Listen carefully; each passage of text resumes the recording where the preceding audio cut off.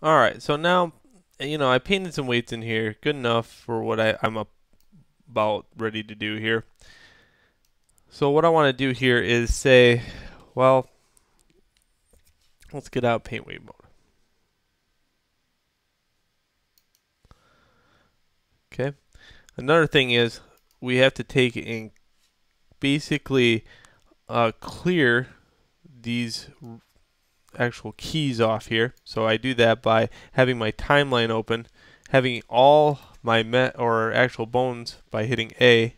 I can highlight my entire mesh and the bones and go in here and say, well, this key right here will delete the keyframe, and I want to delete location, rotate, and scale. So that's the equivalency back when of going to the bind pose in Maya. Okay, now I only want to do actual rotates on it this time. So what I want to do is put a keyframe here and put something in here like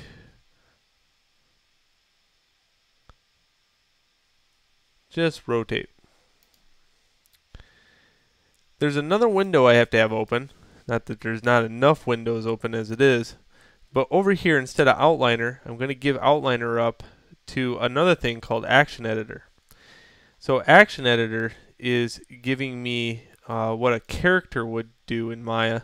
Sorry that I keep perverting this back to Maya, but I'm sure if you're at this stage of your career and you're actually trying this trick, you probably know either 3D Studio Max or Maya by now too.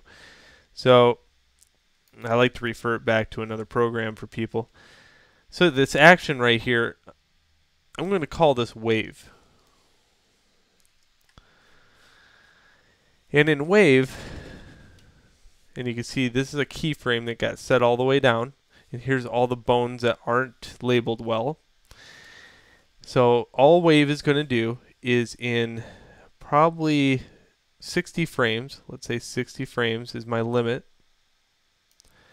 and I put my endpoint as 60 frames.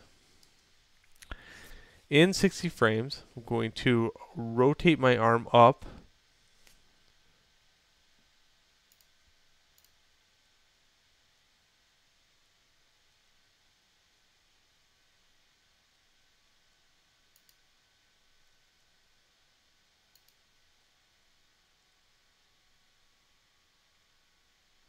And undo that because what I want to do is put a keyframe here too. Sorry.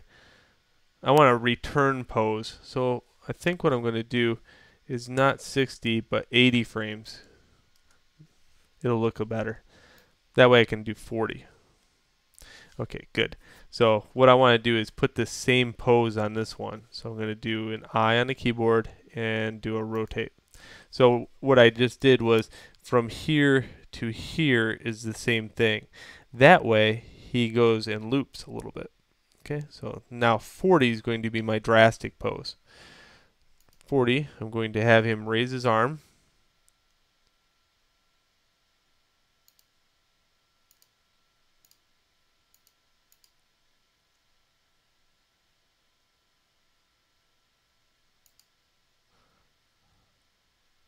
I'm going to have to rotate a little bit around here.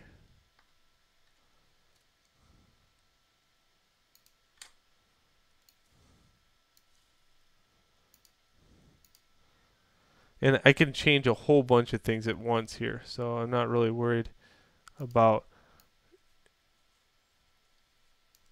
And I think what I'm going to do is go to the rotate command because it'll be a little bit simpler for me to kind of go in here and rotate this out based upon axes rather than made up numbers. Yeah, that's so much better.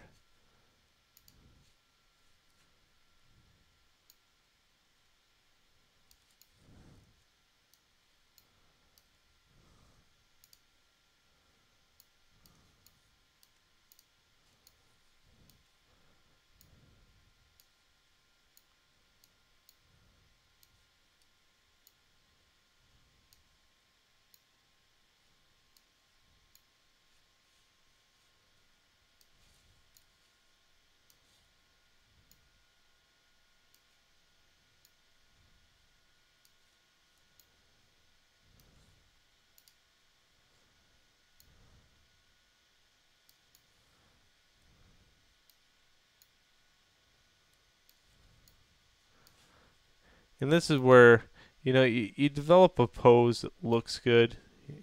It's Don't just throw anything in there. But for an example, that might be good. What I'm going to do is key all the bones though. So I'm going to key the entire character set. So here, just A again on the keyboard, and then I, and then rotate. So let's try it out. What does he do? Well, he goes from his ugly bind pose, and he waves, and then puts it down. Okay? Just a very small example of what you can do. Later on I'll have the idle and everything else, but that takes a lot of time, and I like sitting on my couch and not talking into a microphone when I do stuff like that.